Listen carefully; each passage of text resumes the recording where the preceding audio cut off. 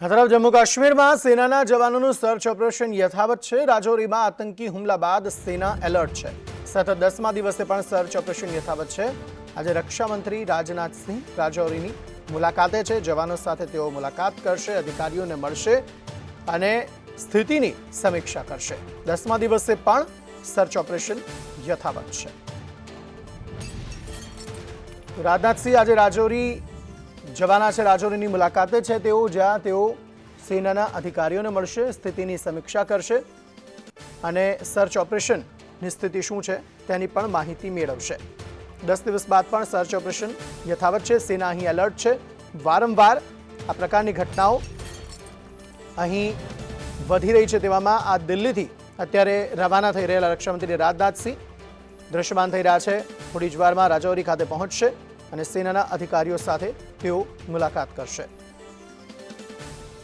ખૂબ જ ગંભીર ઘટનાઓ જેમાં સેનાના અનેક જવાનો શહીદ થયા, એ ગંભીર ઘટનાને પગલે હવે સેના રાજૌરી ખાતે સતર્ક છે। સર્ચ ઓપરેશન ચલાવવામાં આવી રહ્યું છે અને ફરી એકવાર આ પ્રકારની ઘટના ન ઘટે તેને લઈને તકેદારી રાખવામાં આવી રહી છે।